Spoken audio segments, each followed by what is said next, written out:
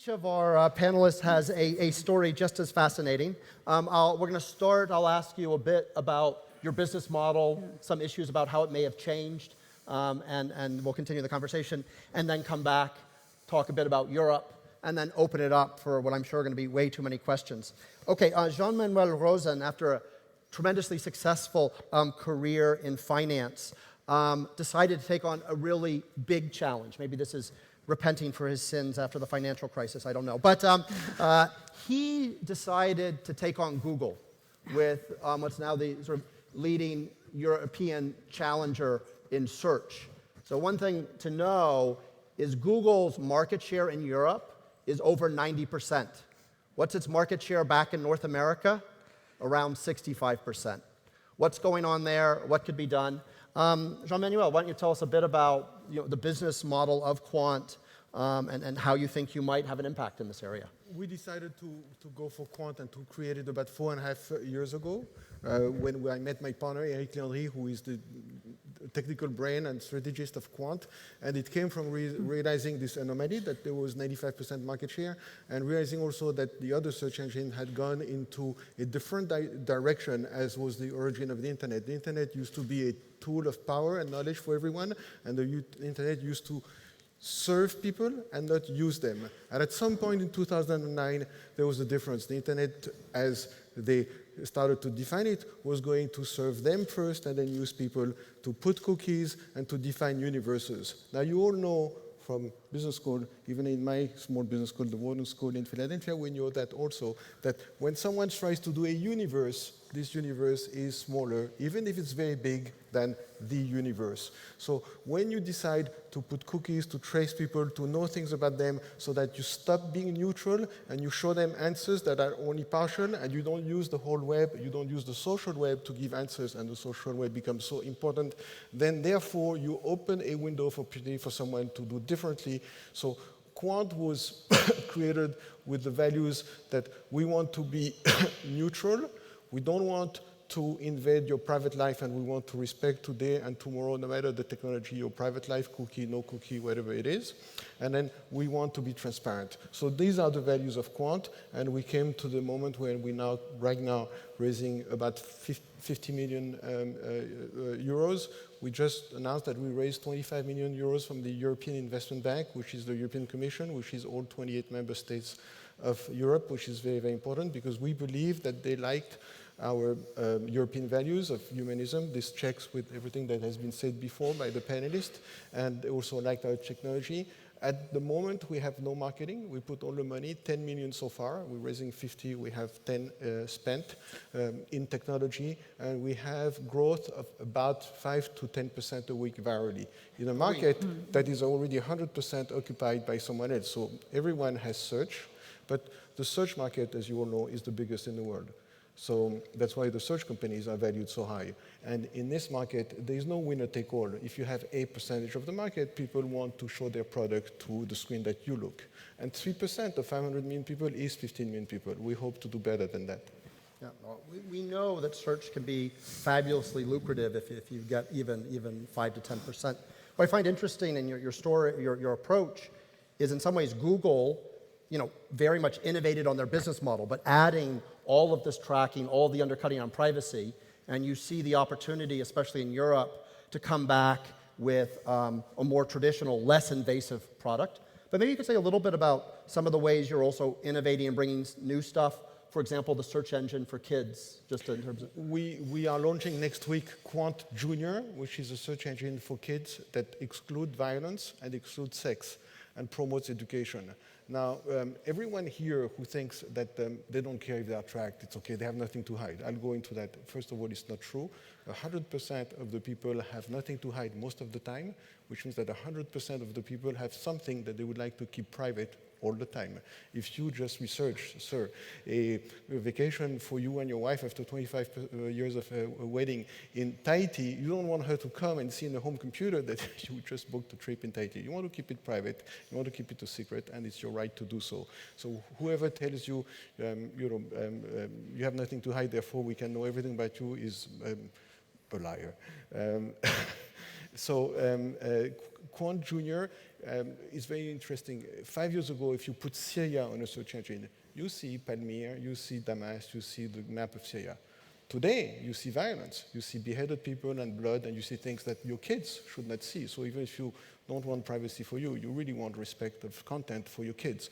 So we are launching that. It excludes violence, it excludes sex, it promotes the education that is suggested by the Ministry of National Education, and we hope to roll this out everywhere in Europe.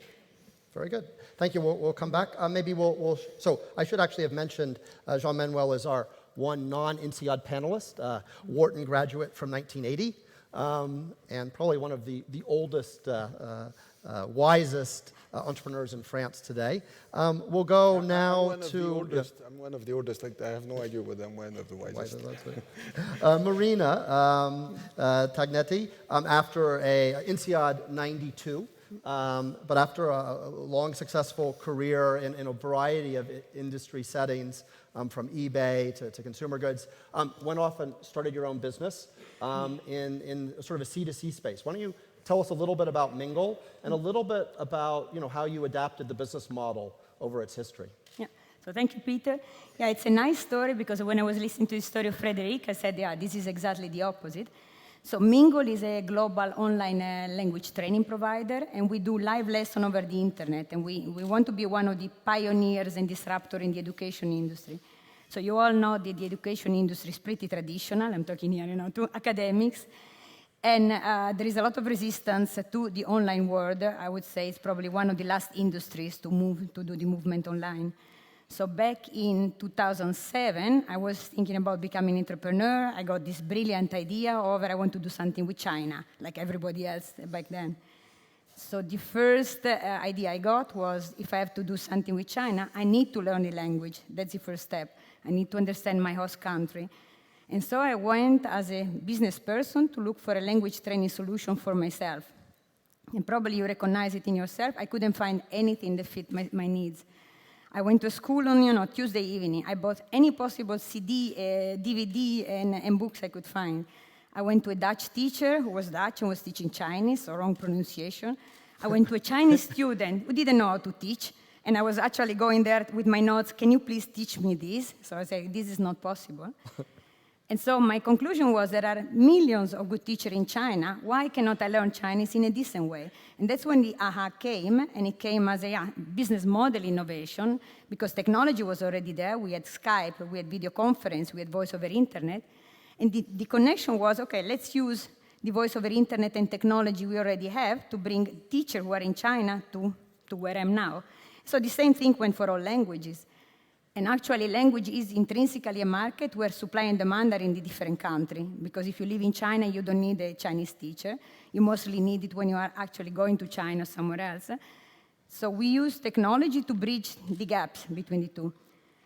The first idea I got, I was at eBay at the time, was like, okay, I know eBay very well, let's reproduce eBay. So as we had a marketplace where demand and supply were coming together, and we're just facilitating, so we're completely hands-off, and we are using almost exactly the eBay system, the ranking, the feedback, the priority, everything done as eBay, the protection of learners, matching students and teachers. We got some funding, we invested, we wasted a lot of money in Google, and we realized it doesn't work. And I couldn't find in the beginning over why doesn't it work. I started asking my learners, ask your user what they want, and they say, if you buy on eBay, you buy a product, you know what it is. You buy a Nokia, if it doesn't work, either works or it doesn't work. Either it arrives in time or it arrives too late. So it's very easy to understand whether the product is good or bad. But how can I, as a user, understand if a teacher is good or bad? You cannot give me a platform where all teachers are present and tell me choose one. I cannot choose. And so that's when the first came is, a marketplace for quality instruction needs more than just being a matchmaker. And so the first shift we did was, okay, we cannot be a matchmaker. We need to provide some sort of selection, and we need to provide some guarantee. So we slowly start evolving from being a completely hands-off matchmaking platform to a kind of quality online platform where we are doing most of the work. And so we are doing selection of teacher, training of teacher, taking out the teacher. And that made me also pretty unpopular because we had 3,000 teachers at the time, and I kicked out about 90% of them. So it was also, as you say, it took 40 months to do the shift. It took us also about 12 months to do the same shift and move little by little into increase price, increase quality, change the teacher that we have, change the content. Once we were there, we started realizing people were asking for invoices. And then I realized, okay, if people ask me an invoice, this is not a B2C customer. So again, it just almost happened by chance. It's not to say I was so brilliant that I found the B2B model. Somehow, the B2B people were asking us a solution, like me or like you. They were saying, okay, please give me a solution that fits my needs. And so we started evolving the B2B product. And what we did was very much a kind of intuitively the lean startup. I didn't know the lean startup existed at the time, but I just say, okay, let's not invent everything for the B2B. Let's give them what we have, the B2C product, and ask the user what they want from us. And so we start iterating, so we pivot little by little. We learn and launch. We learn and launch, and the customers say, I want assessment, I want feedback, I want this, I want that. So they start asking all the requests, and they ask us the product they wanted. So we develop the product based on our user instead of doing a major development and then launching. And I think that has been probably the main source of our success, that we follow the user, and all the time, the user told us what they wanted. So my message is, if you just listen to the user, probably they will tell you where to go. And we had competitors from Silicon Valley that didn't do that, and they don't exist up to now. Oh, yeah. Just mention a few of your B2B clients now, so people get a sense. Yeah, we have a lot of our, so I'm aiming at the top brands, so we'll say if you're in fashion, we have Prada, Ferragamo, Armani. In consulting, we have Boston Consulting Group, Bain, some McKinsey, Deloitte. So I'm aiming at the top brands, say like that, because if the top brands use us, then everybody else also. I think this experimentation, I think, is important. As Sergey says, business model innovation becomes an important element of strategy today. And so thinking about how you evolve business models becomes one of the big things you need to do as a strategic leader. And I think one of the patterns, we saw it with Frederic, we see it with you, it's quite hard to predict what the business model is. So you do see a lot of people talking about, there's a plan, you have a list, but there's a lot of experimentation going on as you work this out. So thank you. All right, our last panelist is Paul Ettinger. He's got two, actually, very interesting startups to talk about. The first one is Cafe Nero. So if Jean-Manuel is taking on Google, you're taking on Starbucks. If you thought there was going to be a category where Europeans would lead, it would be coffee shops. And yet somehow we have Starbucks. And I think you have a very successful entry, not much more than an entrant today, now a big established network. So I'd be curious a little bit about how that played out, how you compete with Starbucks. But the second thing, more recently on the online world, something called Street Life, which is creating social media hubs, neighborhood by neighborhood. So you think creating, ride sharing is hard. Also, what you're trying to do is very hard. So tell us a little bit about your interactions with business models, with competing with the big American firms and such. Well, we started Cafe Nero back in 97. I graduated from INSEAD in 85, so I had a few years in the chemical industry, which was really about learning to some extent how not to do things. But I always had a dream of bringing decent coffee and the coffee house, really what you see here in Vienna, to the UK, because it just didn't exist 18 years ago. And luckily, I'd been at INSEAD with a guy called Jerry Ford. He was what I'd call a European American. He'd been brought up in Germany and France. I'd been brought up in Vienna and France. So we had a clear concept of coffee, and we just felt there was this huge gap in the market. And he rang me up. I was running a chemical business in Germany at the time, and basically I was the only person he knew who knew a lot about food. I'm a foodie. I spent all my time at INSEAD in the market, buying and then cooking food for all my friends. So he rang me up and said, Paul, you know about food, let's start a coffee bar. And that's really where it came from. And it was this dream of creating the definitive European, and particularly Southern European coffee bar. in the UK. So we started it by buying 5 small coffee bars. And we kind of knew that Starbucks would at some point arrive. And so whatever we did, we just made sure that everything we did was going to be very different to what we thought they would do, at least what they were doing at that time in the USA. And lo and behold, about a year after starting, I woke up one morning to read in the papers that they'd bought our main competitor, and we suddenly had 50 Starbucks on our doorstep, which was a terrible blow. But we'd really set ourselves up as being, and we still are to some extent, the anti-Starbucks brand. So whereas they did very long, milky coffees, we were focusing on the espresso. They were very much sort of an American cookie cutter approach to growing the brand and rolling out. And they, when they came to the UK, they didn't really. They didn't get the nuances right of what the UK was looking for, both in terms of the product and the environment. So if you go to a Starbucks, you might have noticed it's like going into a factory, and you go down a line, and you have one person takes your order, and one person takes your money, and one person makes your coffee and kind of hands it over. And their idea of personalization was asking you what your name was. They brought that in a few years ago, this incredible innovation. And they'd write your name. They'd probably get it wrong. And they'd write it on the cup, and then they'd shout out your name and get it wrong again. And our idea was making a very European culture and having a one-to-one relationship with the barista. So you would go in, and we train our baristas to get to know all our customers. So you go in and they say, "Hi, John, how are you today?" The usual. In fact, as you're walking in, they're making your coffee, and it's a one-to-one relationship. And they're making a really good coffee. It's an Italian blend. We went out and found the best sort of blend we could for the European palate.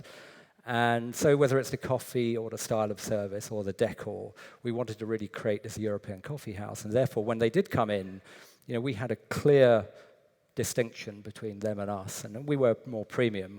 We also had great sort of Italian-styled food. I developed wonderful paninis, sort of mozzarella with pesto. And you forget, 18 years ago in the UK, no one knew what pesto was. In fact, people didn't even know what mozzarella was.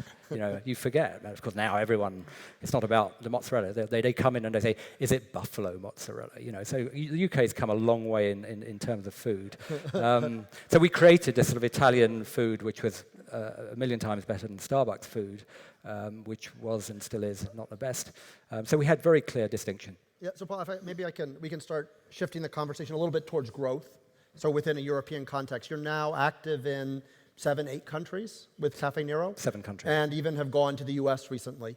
What are you learning about, the need to localize? How much are you able to just do the American cookie cutter thing versus how much do you find you localizing when you? I just don't think you can underestimate the need to be culturally sensitive. So, for instance, I'll take 2 examples. One which is breakfast. I mean, what I have learned from going around the world is when it comes to breakfast, people are incredibly conservative. No one really wants to change breakfast, I feel. So wherever we go, in every country, I allow that country, their food and beverage manager, to create their own breakfast. And that makes a huge difference, actually. People love that. They can go in and get what they want. And then when we went to America, because America is traditionally a graveyard for UK companies, and particularly in the food and beverage sector, we recognized we had to change everything. So we literally started from a clean sheet of paper. And the menu and the way we make the food and the ingredients and the way we call the food, we produce specially for the American market. Maybe I'll just throw out one more question from me, and then I'll be opening it up to the audience. But just, you guys want to comment on either some of the strengths that you've gotten, you think, from being European companies, and also to the extent that there are challenges in Europe, whether it's accessing funding or growing, any lessons you've taken away about how to manage well in Europe as a startup? Anyone want to? Yeah, please. It's different for our company because we're not operating in several countries, but we're trying to give relevant answers in several languages. So obviously, in search engines, there is a path which every search engine in the world has followed, which is first you have to have technology so that you give relevant answers to your first customers. Then you have to have an ergonomy, a user interface that they like.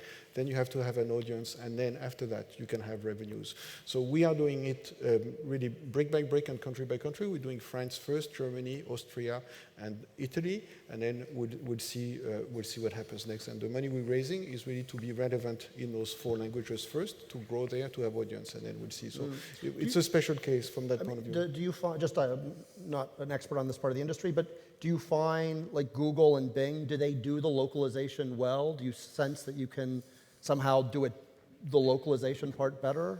We think that one of the opportunities is on the localization of the result, including the localization of the news. So we think that there are, contrary to what people think, there are many things that are imperfect with the way it's done now.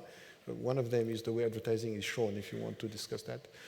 Because the way advertising is shown is really something that the users don't like very much, that the customers who pay for their advertising don't like that much, and the only one who really likes it is the company that is showing the ad, which is the search engine. The other ones, it's not that great. Yes, we think that there are many ways to improve, and there are many paths and verticals, music, junior, religion, for instance, where sources are not indexed properly and where there is a huge room for improvement. Frederic, maybe I'll push you. Is it just by chance that what seems to be the global champion in long-haul ride-sharing came from Europe, or is there a reason for? I think there are reasons. When you start from Europe, you have to adapt very quickly to new cultures and new ways of doing things, because what I compare growing in Europe to growing in the US is like comparing a hurdle race to 100 meters straight, you know? Because when you grow from Europe, you've got 28 cultures, 28 Everyone languages. a hurdle. It's a hurdle each time, and then 28 labor laws, 28 VATs, and it's you have to adapt your company to each local market, and so it makes you more robust. I mean, it makes the company more resilient to actually creating new cultures and adapting to anything that comes up. And also it creates a very diverse group of managing people in a company. I mean, we have 30 nationalities now at BlaBlaCar. I can tell you, it feels like INSEAD. I mean, it's like, it's really the next INSEAD. We're hiring, by the way, did I say it? But it's really a very good ambience, international ambience, right from the start, because we had to expand. You can stay in a market like we started in France with 65 million people, but then we know that at the scale we want to operate as a platform, as a global platform, we need to address like 3 billion people at least if we want to get to the economies of scale. And when you start in the US, you right from the start have a market with 300 million, and then you are able to create an entire company, which is actually at the beginning an American company, and then everything is American in the company, and then you decide to go international.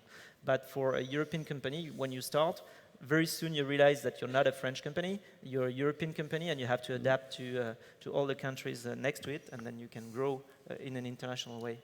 Frederic, when the car is full, who decides who sits in the front and who sits in the back? It's the first come, first serve today. Yeah. Yeah. Other comments from the panel before? Yeah. Maybe I will give a comment about the language. You ask which industry. I might even say the industry where difference is actually a competitive advantage. It could be preferred in Europe. For example, languages is intrinsically something that the more languages you need, the more the biggest the market. And it's something where the Americans have really difficulty. So it's not by chance that the main incumbents or traditional player, the majority is coming from Europe, whether it's Berlitz or English Town or English First. And it's because, in Europe we are already used, for example, we do need languages, so it's intrinsically a need that we have higher than in the United States. We are used also to have to learn a language, so we're also aware of the difficulty in learning a language. And we're also aware that buying a CD and putting a CD on your cassette doesn't actually achieve the results. And so I think that anything where language, culture, and differences are the primary, let's say, market or the primary reason for having a product, we might have a better market in Europe. Very good. Let me open it up. So please, any questions on these themes or others? And just briefly say where you're coming from. So we have a question down here, and then we'll go over here secondly.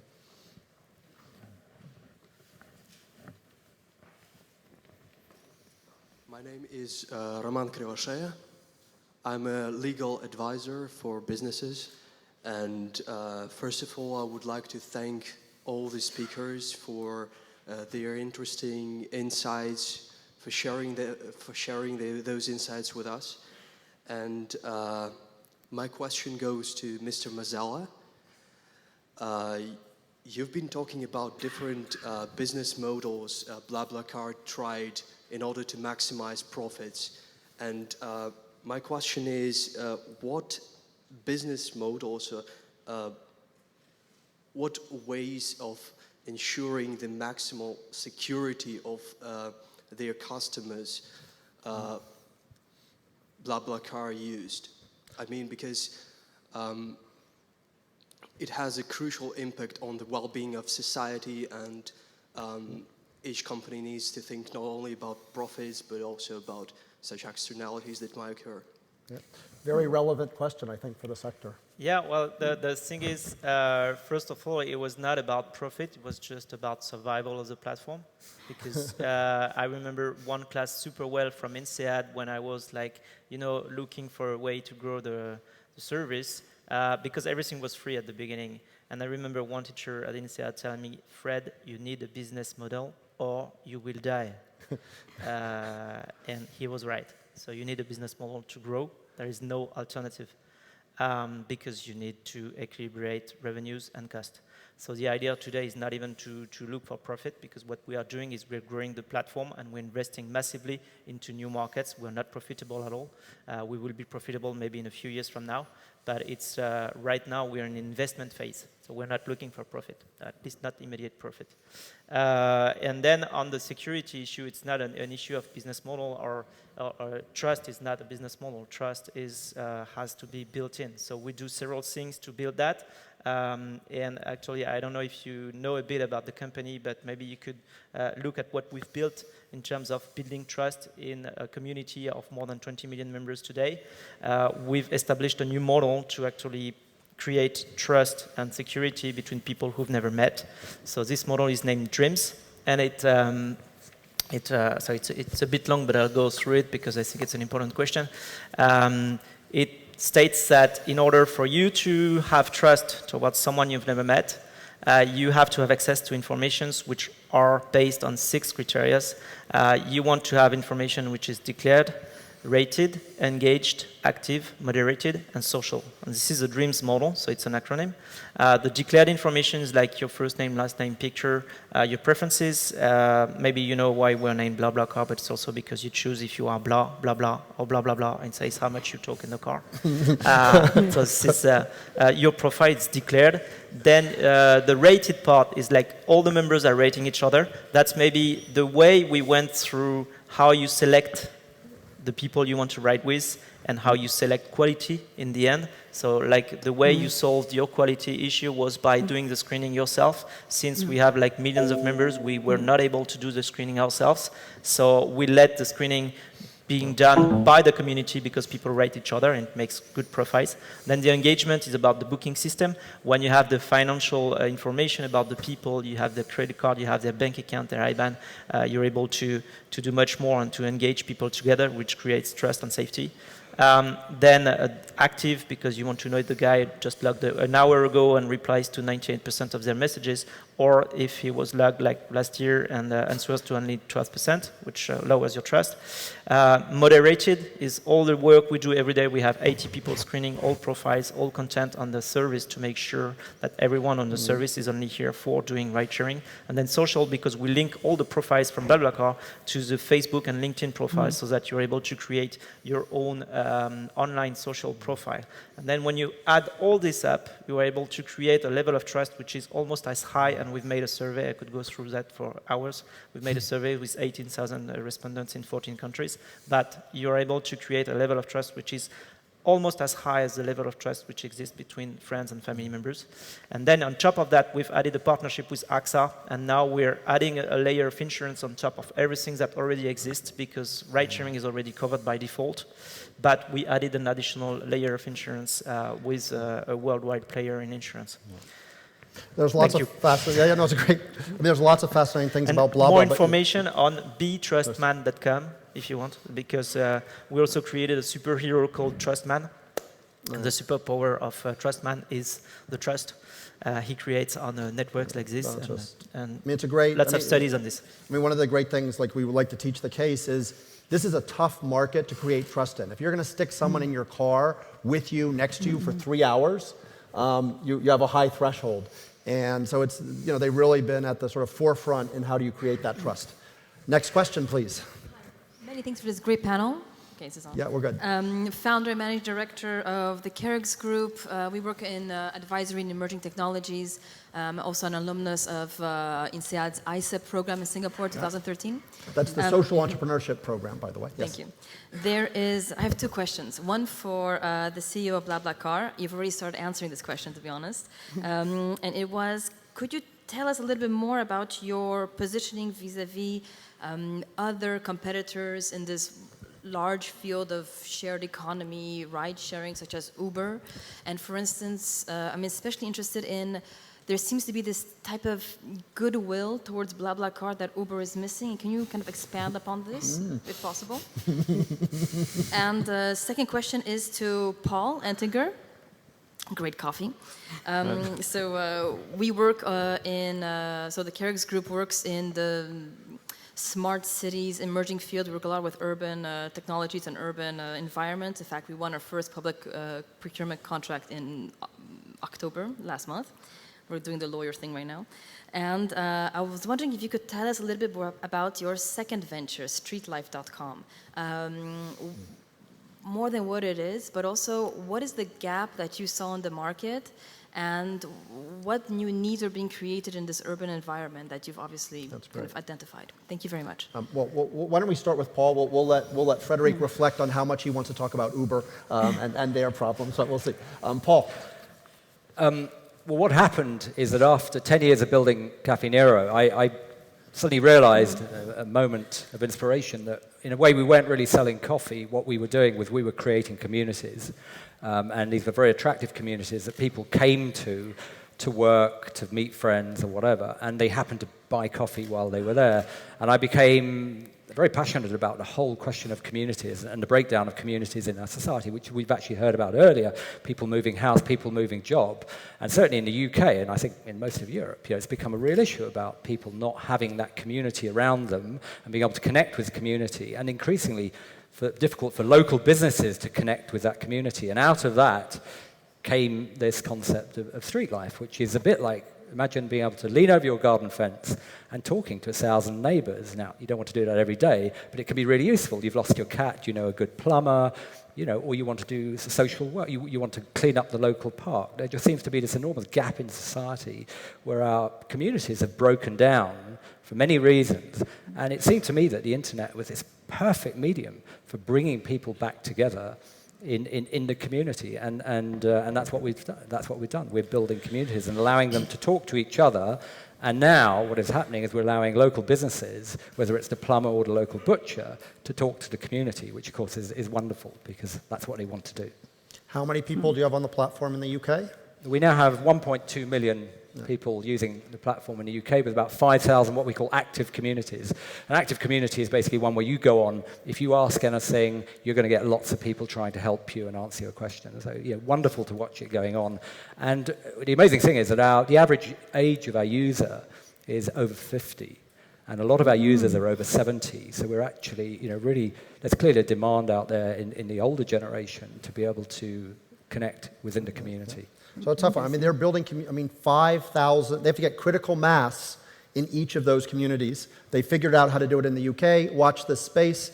You'll be taking it to the rest of the world over the coming years. Right? Obviously. Plus figuring out how to monetize it. Okay, so Frederic, back to you. So how do you, obviously, similarities, differences with Uber. obviously partly in the business model, but also how you run the company and why we have more of this positive halo around BlaBlaCar than perhaps Uber. So first of all, we're not competing with Uber whatsoever. I mean, it's totally different. No one would think like, I'll take an Uber to go to Geneva. I mean, we do long distance ride sharing, which is in average 330 kilometers. And so 99% of the rides happen in between 60 and 600 kilometers, which is not at all in the range of Uber. So it's really, we're not competing at all. So there are two different companies. The only point of common thing that we could find is that those are platforms enabling people to connect. But at BlaBlaCar, you have no professional whatsoever, no professional driver. We don't give instructions to any people. Drivers and passengers are people like you and me, and they behave the way they want in their car.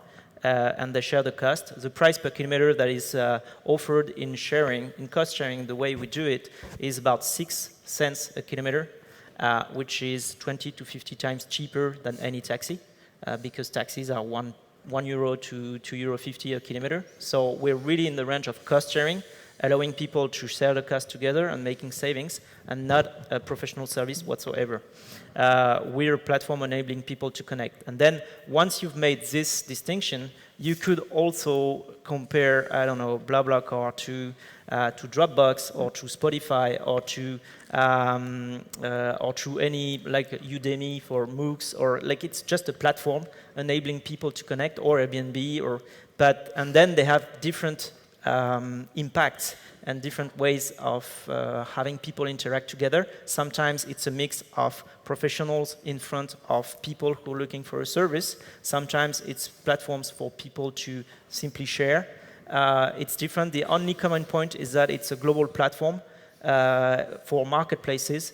But on each side of the market, sometimes you find professionals, sometimes you find normal people. So we would be maybe, it's just like if you were comparing a Craigslist or Gumtree or Le Bon Coin in France to platforms like of professionals selling goods online. It's different. It's a marketplace, but it's a different activity. And then why maybe our image is different? I think first of all, it's because BlaBlaCar is made by and for the people. So we have a community of 25 million members now who are just people like you and me who create this service together, and they're helping together. And so there is no professional. And also the way we position the service is really people-centered and positive. And we also make people feel good because they know that by ride-sharing together, they lower the carbon emissions, they lower the energy consumed. We've calculated that over the past 2 years, BlaBlaCar has allowed the economy of energy equivalent to the energy needed for lighting Los Angeles for a full year. We've also calculated that the emissions, CO2 emissions we saved over the past 2 years, thanks to BlaBlaCar, are equivalent to stopping all the cars in Paris for like a full month. So we do have an impact on lowering CO2 emissions, lowering energy consumptions, just because we're optimizing a very wasted resource. I'll just go briefly around that because it's amazing when you make the calculation. You know, owning a car and running it every year costs about 5,000 to 6,000 euros.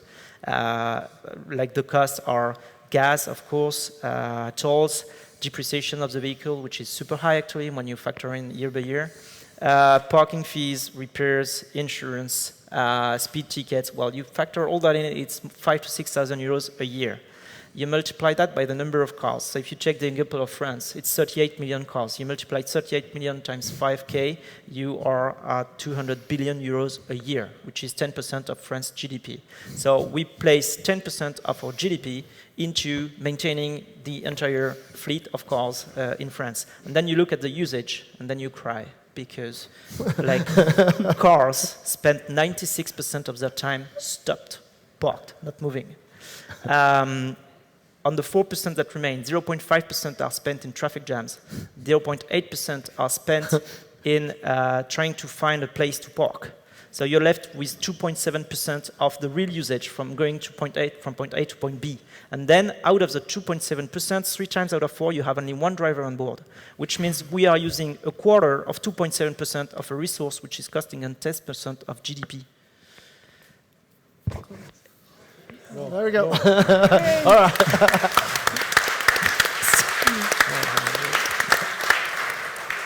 It's a good opportunity to build a brand. Very good. One more question, please. Someone want to? Yes, right in the middle. Just wait for the mic. Then we'll. Hi, my name is Stefan. I'm the co-founder of Checketi.com. We're building a marketplace for ski instructors in ski schools.